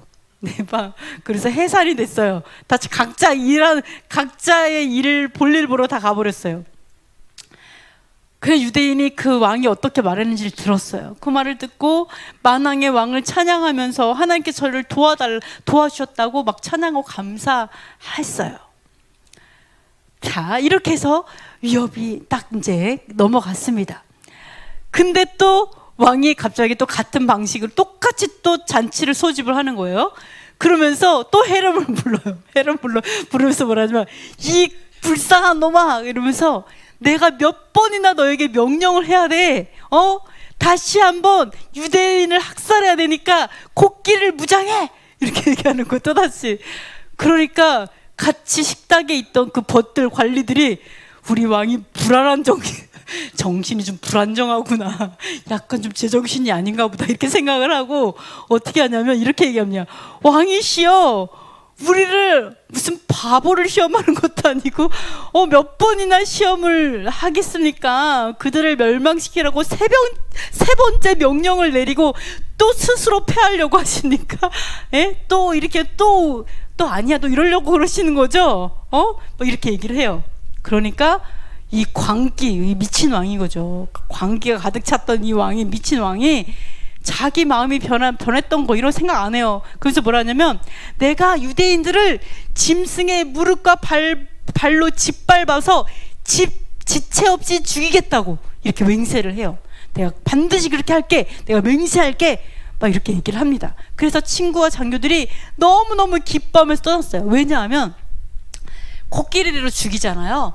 그러면 본인들도 슬금슬금 유대인들을 빼가서 노예로 삼을 수도 있거든요. 자기네들도 이렇게 팍팍 빼가요. 그리고 이제 그들이 남겼던 모든 재산을 진짜 달게 되니까 너무 좋아하는 거죠. 그래가지고 기쁨으로 떠나면서 확신을 갖고 도시에서 가장 호위하기 좋은 곳에 군대 배치합니다. 자기네들도 빼가려고 군대를 배치해요. 유대인들 빼가려고 이런 것들이 있습니다. 이제 그래서 짐승들은 유향을 섞은 아주 포도주에 거의 광기 상태에 빠졌어요. 세 번째 술 취한 거잖아요. 그러니까 약과 포도주로 거의 미쳤어요. 미치게 만든 거예요. 코끼리를 500마리를 미치게 만든 거예요. 거의. 그래서 무서운 장치들과 코끼리 등에다가 막 장치 막 올리잖아요. 장치들과 코끼리 담당자들을 다 갖추게 됩니다. 자, 이렇게 했어요. 그래서 새벽 무렵에 이제 안뜰에 들어서고요. 경마장으로 이제 이 경마장이기도 하고요. 경기장, 원형 경기장 같이 그런 곳인데요. 그곳에 수많은 인파로 가득 찼어요. 그리고 이제 왕을 막 재촉합니다. 막 이제 이거를 어떻게 빨리 하라고. 그래서 그가 불교한 마음이 깊은 분노로 가득 차가지고요, 이 유대인들을 비참하고 불쌍한 멸망을 당할 거 아니에요. 이 비참하고 불쌍하게 멸망당할 그 사람들을 직접 눈으로 목격하려고 짐승들과 함께 전력으로 달려갑니다. 빨리 보려고, 놓칠까봐, 못 볼까봐 막 엄청나게 빨리 달려갑니다. 그래서 유대인들은 이제 코끼리들이 이제 어쨌든 막 몰려올 거 아니에요. 몰려오고 이제 그 다음에 군대와 무리가 짓밟아서 먼지가 막 날리고 크게 막 큰 소리로 막 떠들고 막 이런 소리를 들으면서 유대인들이 이거는 인생의 마지막 순간이자 가장 비참한 때구나. 내 인생의 가장 비참한 순간이구나. 이런 걸 알아요. 여러분이 이 상황이면 어떻게 할 것 같아요? 하나님이 없군요. 이럴까요? 내가 믿는 하나님이 안 계셨군요. 이럴까요, 진짜? 계신 거 맞아요? 자, 유대인들 여러분이 이때 유대인들이 어떻게 했는가 한번 보세요. 유대인들이 어떻게 했냐면 비탄과 신음에 빠져서 서로 부둥켜 안고요. 서로 꼭 껴안습니다. 꼭 껴안고 마지막 수유를 하고 그리고 한 마음으로 하늘로부터 받은 도움, 지금까지 자기를 도와주셨던 하나님이 있었잖아요. 지금까지도 도와주셨는데 하나님 이번에도 도와주세요 이 생각하는 거죠. 그 받았던 도움을 생각하면서 한 마음으로 땅에 엎드리고 아기들을 이 젖가슴에서 떼어서 내려놓고 다들 매우 큰 소리로 외쳐 모든 권세를 다스리시는 왕에게 그들이 지금 사망의 문 앞에 선 것 같이 자기를 나타내시고 자비를 베풀어 달라고 간구하며 기도하기 시작했어요. 인생의 마지막에서 하나님께 기도하기 시작합니다. 자, 이러한 코끼리가 500마리가 있다라면 여러분 어떠겠어요? 죽이려고 500마리가 여기만 있겠어요? 수많은 말을 타고 수많은 군대가 온 나라에서 다 모였다라는 거죠. 그때 이런 일이 있었어요. 자, 그때 사람들이 막 부르짖고 막 기도하고 막 이럴 때 엘르아살이라는 다음 시대인데 엘르아살 제사장의 어떤 순교하는 것들을 다음 시간에 보실 텐데, 하여간 엘르아살 제사장에서도요 수많은 덕을 쌓아서 너무나 그 존경을 받던 90세 노인이에요. 근데 그 제사장이었어요. 근데 그 엘르아살이 어떻게 하냐, 모든 부르짖는 기도, 지금 막 부르짖는 기도를 잠시 그치라 그래요. 그러면서 대표로 기도를 합니다. 근데 그 많은 기도 중에 그 중에 일부 맨 끝에 뭐라고 하냐면, 오 영원하신 이여, 모든 능력과 모든 권능을 가진 이여, 이제 우리를 돌보아 무법한 자들의 무분별한 오만함으로 말미암아 반역자들과 같이 생명을 빼앗기는 우리를 긍휼히 여기소서. 그러니까 무법한 자들, 법이 없기 때문에 무분별하죠. 분별이 안 되는 거, 뭐가 옳고 그르지 분별이 안 되어서 교만한 거죠. 그러니까 우리가 토라가 없으면 교만해질 수밖에 없어요. 지성소도 이렇게 왜 안 되는데 이렇게 얘기하는 것처럼 교만할 수밖에 없고 오만할 수밖에 없어요. 그러니까 이러한 오만함으로 말미암아 어떻게 돼요? 거꾸로 내가 반역자가 되는 거죠. 거꾸로 유대인이 반역자가 되는 거죠. 토라가 없으면 이렇게 선악이 뒤집혀요. 그래서 우리를 긍휼히 여기소서라고 해요. 그래서 여러분이 마카비스에 보면 많은 기도들이 나와요. 많은 기도들이 나오는데 그 기도에 보면은 대부분은 이렇게 얘기해요. 하나님 우리를 구원하소서, 우리를 구하소서. 그러나 하나님이 구하지 않으시더라도 하나님 영광받기 합당하다, 그런 이야기를 항상 해요. 우리가 너무나 많은 죄를 지었지만 하나님 우리를 용서하시고, 그러나 뭐라고 얘기해야 될까요? 네. 그러나 내가 지금 죽는 이 피로 인해서 다음 사람은 용서해 주세요. 뭐 이렇게도 기도하시고 이렇게 기도하는데요. 기도가 많은 은혜가 됩니다. 그래서 엘르아살이 기도를 마치려고 할 때 그때쯤 오만함으로 짐승들이 함께 다 경기장에 싹 다 모였어요. 자, 마칠 즈음에 다 모였어요. 그때 유대인들이 이거를 보고 얼마나 큰 소리로 부르짖겠어요. 거의 비명에 가깝게 하나님께 아우성을 쳤겠어. 주여 우리를 살리소서, 주여. 그래서 그 부르짖는 소리가 얼마나 컸던지 골짜기에도 소리가 울려서 군대를 두렵겠어요. 이게 땅이 울리다 못해 주위에 골짜기가 울린 거예요. 그래서 땅이 진동해 버리니까, 골짜기와 땅이 진동하니까 군대가 두려워할 정도, 그 소리에 두려워하는 거죠. 얼마나 무섭겠어요. 우리 옛날에 운동 경기 할 때 대한민국 할 때 두려웠다 그러잖아요. 자, 그때 자 이렇게 우리가 기도하고 할 때요, 영화로우시고 전능하시고 참된 하나님이 그의 거룩한 얼굴을 나타내시면서 하늘문을 여셨어요. 이렇게 기도할 때 하늘문을 여셔서 두려운 용모의 영광스러운 두 천사, 그러니까 무섭게 생긴 영광스러운 두 천사를 보내셨어요. 근데 이 두 천사가 왔죠. 하늘에서 내려왔죠. 내려왔는데 유대인의 눈에는 보이지 않았어요. 이방인의 눈에만 보였어요. 그러니까 이걸 봤을 때 믿음의 사람에게는 하나님이 항상 믿음을 요구하시는구나, 그걸 알 수가 있어요. 그러나 애굽에는 보여줬어요. 그래서 어떻게 됐냐, 이 천사가 군대들을 대적했어요. 군대를 대적해갖고 이 군대가요 혼란과 공포로 가득하게 됐어요. 여기 히터 틀었어요. 공포로 가득하게 됐어요. 그 다음에 어떻게 했냐면, 그 혼란과 공포가 가득하고 그 다음에 이 군대들을 족쇄로 다 결박시켜 버렸어요, 천사들이. 그래서 꼼짝도 못하게 만들었어요. 군대들이 그 자리가 딱 꼼짝이 안 되는 거죠, 천사들이 해서. 그 다음에 왕도 몸을 떨기 시작해서 너무 무서운 거예요. 여러분 눈앞에 무섭게 생긴 천사가 내려왔다고 봐요. 여러분 안 무섭겠어요? 엄청 무섭겠어요. 왕이 막 떨기 시작했어요. 그 다음에 오만함이 완전 사라졌어. 자기 이 교만하고 오만함이 완전 없어져 버렸어요. 근데 그 순간에 짐승들이 갑자기 뒤돌아가 된 거예요. 갑자기 짐승들이 이렇게 돼 있잖아요. 근데 갑자기 코끼들이 뒤돌아 이렇게 된 거죠. 뒤도 잘 들어. 네 발로 어떻게 뒤돌지? 다 같이 이렇게 하나? 하여간 뒤돌아 하더니 갑자기 군대에게 등을 돌리고 자기 군대를 짓밟고 멸망하기 시작하는 거예요. 이 코끼리가 거꾸로. 그러니까 왕이 갑자기 유대인을 향해서 분노했었는데 갑자기 연민 불쌍히 여겨주세요와 함께 눈물을 흘리기 시작하는 거죠. 엄청나게 막 펑펑 막 울기 시작하는 거예요. 그리고 자기 군대에서 막 비명을 지르면서 죽어가고 있어요. 밟혀갖고 죽어가고 있어요.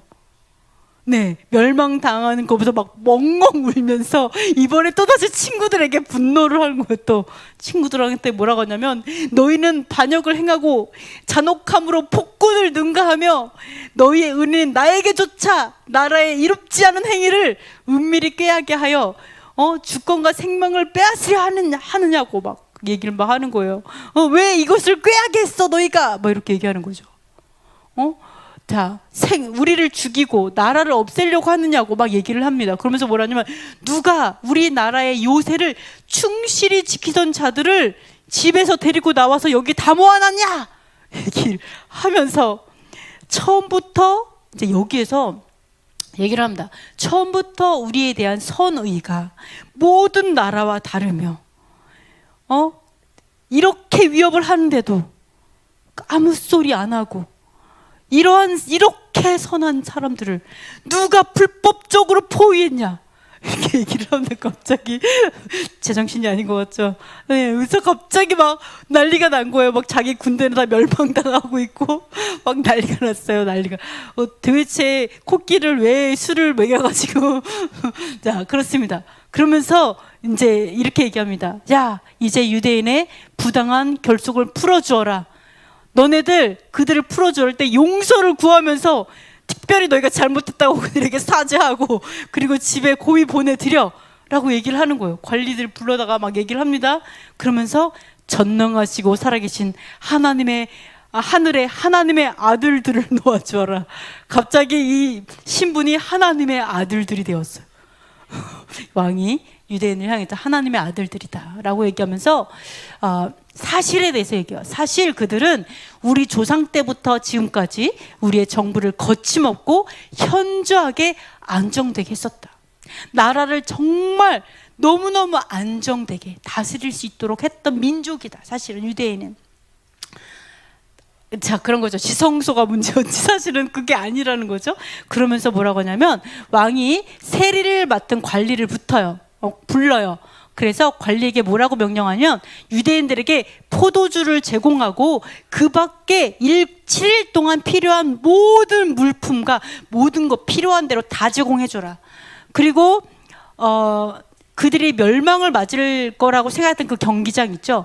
그 경기장을 그들의 구원을 축하하는 곳으로 이제 해주는, 그들이 작정을 했어요. 그거를 할 수 있도록 이제 합니다. 그 장소를 제공을 합니다. 그래서 너희의 기쁨의 잔치를 하는 장소가 되라. 그래서 그들이 이제 슬픈 노래를 그치고 이제 조상의 노래를 부르죠. 그러면서 왕도 7일 동안 아주 큰 잔치를 해요. 술이 떨어지지 않게, 포도가 떨어지지 않게 모든 필요한 걸 다 제공하면서 함께 잔치를 합니다. 너무너무 기뻐하면서 잔치를 해요.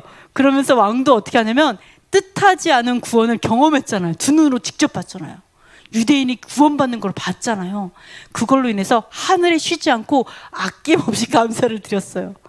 네, 왕이 하나님을 향해서 이렇게 쉬지 않고 감사를 드리는 일이 생깁니다. 여기에서 이 프톨레미가 다시 편지를 쓰기 시작합니다. 편지를 이집트의 장군들하고 모든 정부 권위자들에게 편지를 합니다. 뭐라고 하냐면, 어떤 친구들은 악의적인 의도로 자주 우리를 재촉해서 유대인을 마치 한 몸처럼, 그러니까 유대인을 죽이는 이게 아니라 온 민족을 말살하는 이런 거, 유대인을 한 몸처럼 반역자로 야만적인 형벌로 그들을 죽이라고 설득했다는 거예요. 자꾸. 그러니까 반유대주의라는 거죠. 사실은 이게 일어났던 거죠. 네, 설득했다라는 거예요. 본인도 그랬지만 물론.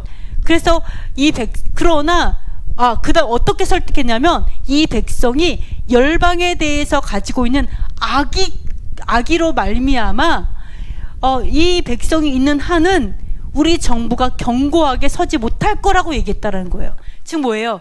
열방에 대해서 악의가 있다. 그러니까 유대인이 온 세상을 망하게 하고 있다라고 얘기한다는 거예요. 지금 듣지 않아 이 말은? 온 세상을 유대인이 막 예전에 그러니까 홀로코스트 때도 암적인 존재다. 온 세상을 좀먹는 암적인 존재다. 이렇게까지 얘기했잖아요. 온 세상을 망하게 하고 있다. 지금도 막 얘기하고 있잖아요. 그거 안 돌아가네요. 참 하여간 그렇습니다. 네, 그래서 이 유대인이 세상에 존재하는 한 그 나라가 세워지지 않을 것이다. 그래서 모든 유대인이 없어져야지만 나라가 견고히 세워진다. 이렇게 얘기한다라는 거죠. 그리고 또 뭐라고 했냐면 노예나 가혹한 그 반역자처럼 가혹한 대우를 하라고 했고 어떠한 조사나 검토도 하지 않고 그냥 어떤 재판 필요 없어. 그냥 다 죽이는 거예요. 그 사람이 뭐 재판을 받아서 뭐 그 사람 뭐 이런 거 필요 없다. 그냥 다 학살 이렇게 하려고 했다라는 거죠. 그러나 우리는 우리의 관대함으로 인해서 그들의 생명을 간신히 구해냈다. 이렇게 얘기를 합니다. 그러면서 뭐라고 하냐면 우리가 깨달았다. 뭐를 깨달았냐면 하늘의 하나님 여호와 하나님께서는 유대인을 보호하시는데 아버지로서의 일을 하신다라는 걸 알았다.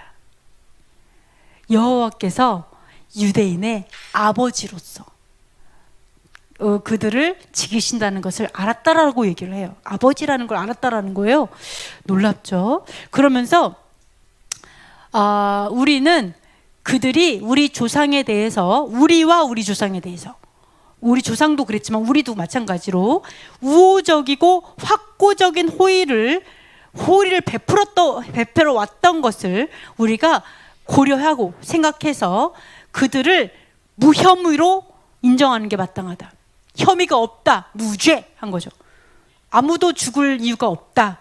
학살당할 이유가 없다. 무죄 이렇게 해서 무죄를 선언합니다. 왕이. 그러면서 뭐라 하냐면 만약에 그들을 해할 궁리를 하거나 그들을 조금이라도 슬픔을 주게 하면 그 사람은 항상 사람이 아니다. 그 사람은 인간이 아니다. 이렇게 얘기합니다. 만약 유대인을 죽이려고 하잖아요. 그럼 그 사람이 인간이야. 짐승이다. 하여간 그렇습니다. 그렇게 얘기를 합니다. 항상 사람이 아닙니다. 그러면서 뭐라고 하냐면 지극히 높으신 하나님이시며 그 원수를 갚는 자가 계신 줄을 알아야 할 것이다. 반드시 원수를 갚는 하나님이 계신다는 것을 알아야 된다는 거예요. 네, 이것을 깨닫고 편지를 썼습니다. 자, 그래서 근데 여기서 막 끝나는 게 아니었어요.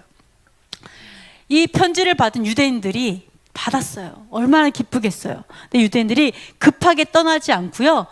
고의적으로 거룩하신 하나님과 하나님의 율법을 대적한 유대민족. 자, 유대인들 중에는 여러분 유대인이 하나가 아니죠. 유대인들 중에서는요. 이렇게 죽기까지 하나님과 하나님의 율법은 하나님의 율법이에요. 율법과 하나님이 따로가 아니에요. 하나님의 율법이에요. 하나님의 말씀이고 하나님 자신이시잖아요. 신의 법인 거죠. 이것을 대적했던 유대인도 있는 거예요. 자, 나라가 망하는 거는요. 나라에 이런 어려움이 있는 거는 첫째는 같은 민족 사람 때문이에요. 그죠? 우리나라도 마찬가지죠. 똑같아요. 같은 민족. 즉 이거를 우리가 믿음으로 갖고 오면 하나님의 사람들을 힘들게 하는 사람은 누구예요? 즉 날라리신 자. 부패한 신앙인. 이 사람들이 힘들게 해요. 이 사람들 때문에 어려움이 와요. 사실은 첫 번째 어려움은 그들에게서 온다. 유대인도 마찬가지예요. 그냥 우리가 영적인 유대인이라고 얘기하죠. 자, 유대인 중에서도 영적인 유대인과 아닌 사람 있죠. 진짜 유대인과 아닌 사람. 진짜 유대인이 뭐예요? 하나님의 법도를 지키는 자가 진짜 유대인이겠죠. 아닌 사람은 뭐예요? 몸만 유대인이겠죠. 마찬가지로 우리도 뭐예요? 진짜 유대인은 뭐예요? 하나님의 명령을 지키는 자들이 진짜 유대인이겠죠. 몸은 이방이지만, 그죠? 몸뚱아리는 그런다. 그러나 우리가 몸은 헬라인이나 유대인이나 남녀노소 중요한 게 아니에요. 우리의 심령이 중요한 거잖아요. 그래서 마찬가지.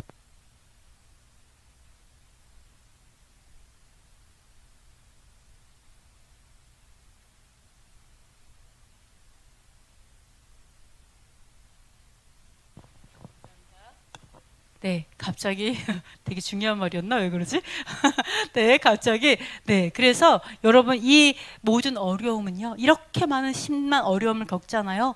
이러한 어려움의 제 첫 번째는요, 아까 시몬처럼 그 부패한 자가 있기 때문이에요. 근데 이 부패한 자가 점점점 늘어나면 문제가 되는 거예요. 부패한 자가 조금이면 이 환란을 이겨내면서 다시 세우고 다시 가요. 근데 부패한 자가 너무 많이 늘어나면 문제가 되는 거거든요. 그래서 이때도 마찬가지. 유대인들이 어떻게 했어요? 자, 하나님의 율법을 대적하는 유대 민족이 마땅히 받아야 할 형벌을 받게 해달라고 왕에게 요청해요. 왜? 자기를 넘긴 자가 자기 민족 사람인 거예요. 뭔지 아시죠? 어떤 놈인지 알죠? 나를 넘긴 자가 내 민족인 거예요. 우리를. 그래서 해달라고 그래요. 그래서 뭐라 하냐면 자신의 배를 위해서, 자신의 유익을 위해서 신의 계명을 범한 자는 결국 왕의 정부에 대해서도 결코 호의적이지 않습니다라고 얘기합니다. 그쵸? 다니엘서를 통해서도 볼 수 있죠. 사실은 내 배를 위하면 그럼 배신하는 건 쉽죠. 하나님도 배신하는데 왕을 배신하는 건 껌이죠. 예. 근데 왕이 그거에 대해서 인정해요. 아, 그래, 그거 사실이다. 너희들을 죽이려고 고자질했던 사람들 왔던 유대인들 있잖아요. 딱 보니까 알죠. 너 말이 맞다. 그래서 승인을 합니다. 허가를 해줘요. 왕의 권위와 감독 없이 하나님의 율법을 범한 자들을 자유롭게 멸할 수 있는 허가를 그들에게 부여합니다. 그래서 제사장과 온 무리가 박수를 치며 기뻐하면서 떠납니다. 자, 그러면서 길을 가다가 동족 중에서, 유대인 중에, 여러분이 유대인 하면 하나로 보면 안 돼요. 유대인은 이런 유대인, 저런 유대인이 있어요. 그죠? 그래서 예를 들어서 예수아를 핍박했던 유대인, 모든 유대인 이렇게 얘기하면 안 돼요. 아시겠죠? 이렇게 다릅니다. 그래서 길을 가다가 동족 중에서, 유대인 중에서 부정한 자, 아까처럼 하나님의 율법을 준행하지 않고 민족을 팔아넘기는 그런 사람들, 이런 자들을 만나면 공개적으로 수치스럽게 해서 죽겠습니다. 그래서 그날에 300명이 넘는 사람이 죽었어요. 그리고 즐거운 축제로 삼고요, 그날을요. 그리고 왜냐 하면은 바로 동족이 죽었기 때문에, 원수가 죽었기 때문에 즐거워한 게 아니라 바로 하나님을 모독하는 자들을 멸망시켰기 때문에 기뻐했어요. 아시겠죠? 그래서 이런 것들을 볼 수가 있습니다. 그리고 반대로 이들은 원수들 사이에서 더 큰 명성을 얻고 영광과 경외함을 받았고요. 그리고 소유물을 몰수당하는 대상이 되지 않았어요. 자, 얼마나 명성을 얻고 얼마나 경외함을 얻었겠어요. 죽이려고 했다가 왕이 완전 놀래서 이런 일이 있었으니까. 그래서 아까 이제 죽기 전에 모든 재산을 몰수당했잖아요. 다 적어냈잖아요. 그러니까 또 유대인은 또 진실하니까 진실대로 자기 재산 다 써냈겠죠. 그래서 등록된 모든 재산을 다 되찾습니다. 그리고 그 소유했던 사람들 있잖아요.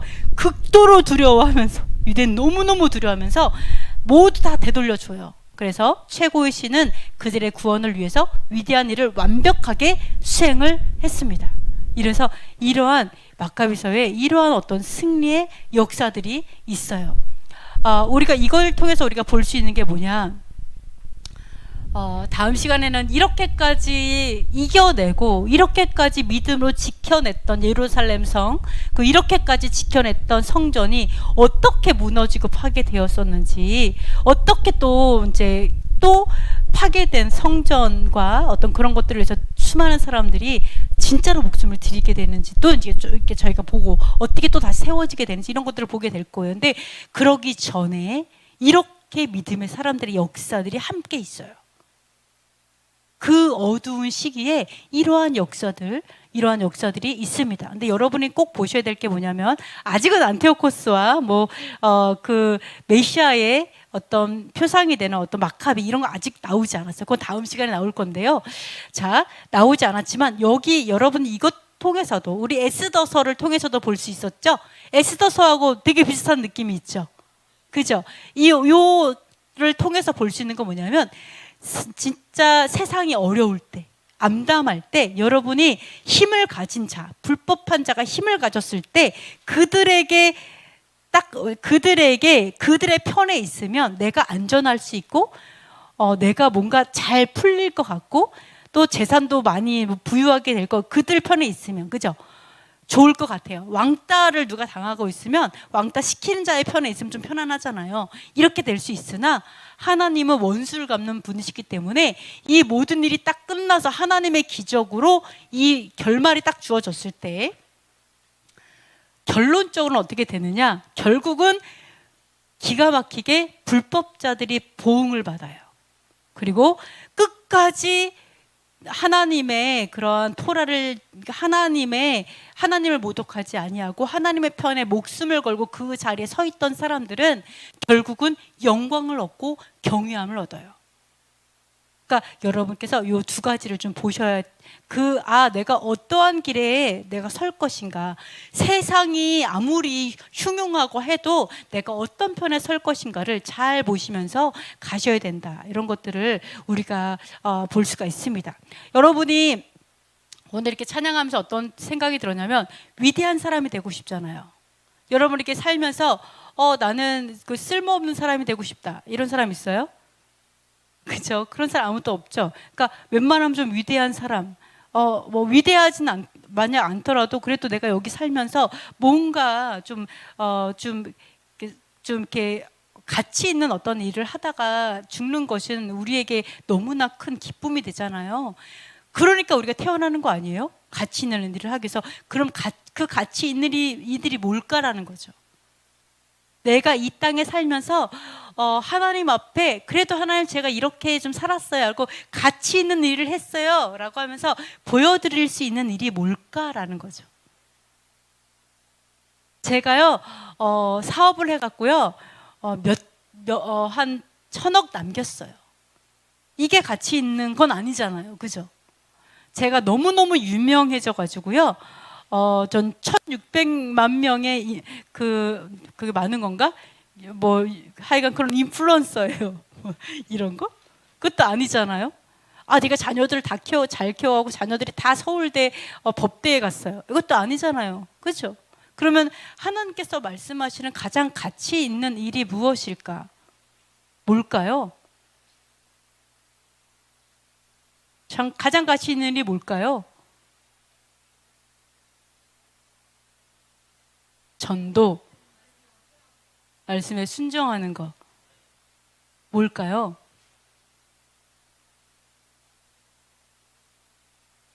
아멘.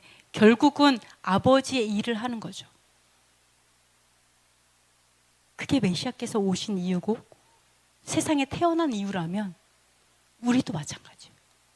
아버지의 일을 하는 게 그게 내가 살고 있는 목적인 거예요. 아버지의 일을 하는 거, 이게 아버지께서 명령하신 일들을 내가 준행하는 거잖아요. 그 일을 하면은 당연히 내 삶의 천국이 이루어지겠죠. 하나님의 통치가 이루어지니까. 네. 그래서 어쩐 이 분들이 다 이러한 위대한 기적을 경험하고 위대한 마카비가 나오고 이게 다 뭐 때문에 나왔어요? 아버지의 일을 하려다 보니까 나온 거예요, 다. 여러분께서 내가 나의 뜻을 세우고 내가 뭔가 하려고 하는 그 모든 것들은 그냥 내 뜻이죠.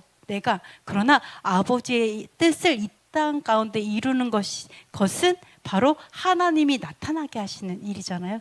그게 가장 위대한 일이고 가장 가치 있는 일이다라는 것을 우리가 볼 수가 있어요. 그러니까 여러분이 얼마나 이 세상에서 엄청 위대하고 유명하고 엄청 존경받는 인물이 되고 싶다고 한들 얼마나 그렇겠어요? 안 그래요? 내가 엄청 위대해봤자 얼마나 위대해질 수 있으며 엄청 솔직히 그거 안 되잖아요. 그러나 우리가 아버지를 나타낼 때, 그죠? 우리가 아버지를 나타낼 때 아버지가 위대해지시면 나도 위대해지는 거예요. 네, 우리를 통해서 아버지가 나타날 때 여러분이 정말로 그랬으면 좋겠습니다. 자, 이렇게 영광스러운 코끼리를 3번이나 준비하고 헬리오도루스가 채찍에 맞는 그러한 역사를 갖고 있던 성전이 과연 다음에는 어떻게 될 것인가? 왜 그런 안타까운 일이 있었던가? 그리고 그 안타까운 것들을 또 어떻게 이겨내는가? 우리 믿음의 선배들을 또 다음 시간에 또 보도록 하겠습니다. 우리 잠깐 기도하고 마치겠습니다. 자, 여호와의 계명의 온전함과 아름다움을 알게 해주세요. 한우카를 통해 진정한 메시아를 깨닫게 해주세요. 믿음으로 환란을 통과하는 용사가 되게 해주세요. 이스라엘의 한우카의 기적과 승리가 있게 해주세요. 한국교회 안에 반유대주의, 반율법주의, 대체신화, 헬레니즘의 진이 무너지게 하소서. 북한 정권, 전체주의 정권이 무너지고 자유와 해방이 속히 임하게 하소서. 토라의 깃발을 든 교회들과 사역자들이 우죽순처럼 일어나게 하소서. 우리 잠시 기도하겠습니다.